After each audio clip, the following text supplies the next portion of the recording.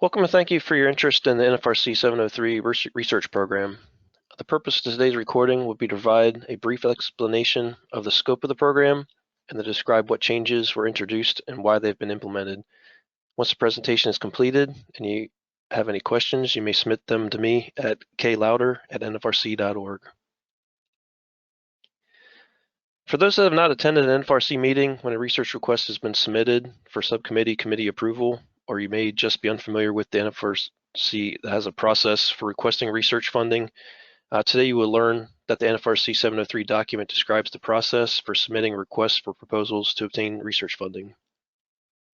NFRC has used this process for many years, but with the introduction of the 2023 version of the document, there have been some significant changes that have been authorized by the NFRC Board of Directors.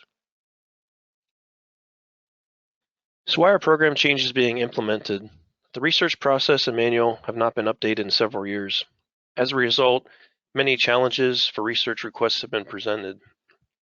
First and foremost, the approval process is very slow moving and has redundant steps which needed simplified. With the various stages and time between approvals, the process can be confusing and frustrating to both membership and the research proponents. Budgeting issues can arise depending on when research is approved.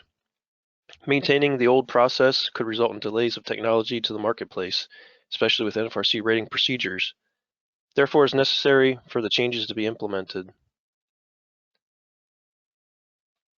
So what changes have been done to improve the program?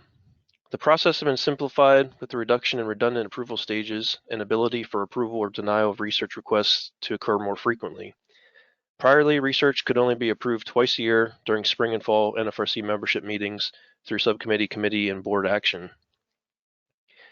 There was also a redundancy and confusion in the process, such as creating multiple submissions, like a summary page, converting that to a draft, then converting it to a final, etc. If there was a denial at any stage, this would stall the research initiative and technology to the market until the next meeting. The new process allows for the proponents of research to directly submit a research request containing all pertinent information as required in the NFRC 703 document.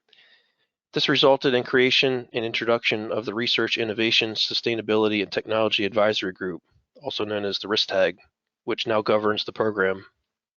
The RISTAG assumes all responsibilities to review and approve research requests, research bids, assume responsibility of project monitoring and approval of research, and making recommendation to the NFRC board on research initiatives that align with NFRC's mission and vision. Priorly, the majority of the process was performed through membership volunteers. And to reiterate, there's no extended waiting periods to determine approval or denial of research with the new process. The new process allows for a better structured program that will have clear timelines for completion, and budgeting expectations can better be managed. Since the RISTAG is governing the research program, you may be asking, how does membership participate? And that's a great question. For every new research request, membership will have the opportunity to comment on research. All comments will be reviewed and taken into consideration to assist the RISTAG in determining approval, denial, and priority order of the research submissions. There will also be greater transparency on research being performed, as the research listing will be posted on the NFRC website and will be available to review progress of research. The final research reports can also be available for review and download once the research completes. The RISTAG seems to be performing an important task, and you'll be asking, who are the RISTAG members? The RISTAG will consist of the Research and Technology Committee Chair, Technical Committee Chair, Ratings Committee Chair, NFR senior staff, and the Chief Operating Officer. And this group will be overseen by the NFRC Board of Directors. Subject matter experts participation will be requested to assist the RISTAG with research requests as needed. And again, membership will also be allowed to provide comments regarding research requests for RISTAG consideration when they are determining approval or denial of research requests.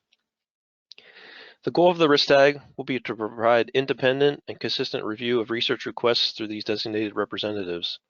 The objective of implementing changes to the research program is to increase the speed to begin research, promote innovation, ensuring that research aligns with the NFRC mission and vision, and to assure priority scheduling and budgeting for the most pressing and advantageous research. Now that we have addressed what, the why, and the who, let's speak about the future of NFRC regarding research. NFRC cannot just rely on receiving research requests, but shall also be proactive in outreach and research that aligns with the mission and vision. NFRC can have a greater impact on industry through collaboration efforts and obtaining sponsorship or alternative funding opportunities outside NFRC, which can drive energy-efficient fenestration technologies and keep NFRC current in the marketplace. Collaboration early in the research process can allow for NFRC rating procedures to be developed and implemented upon market release of the new technology. Developing relationships and sponsorship or alternative funding outside NFRC is also crucial since NFRC cannot fully fund all research requests. I would extend the invitation to all to reach out and speak with NFRC to see how we can partner. I hope you can see that NFRC is making efforts to streamline and bring more energy efficient products to the market quicker with this program update. Thank you for your time. And again, should you have any questions regarding the updated research program, please reach out using the contact information here. Thank you.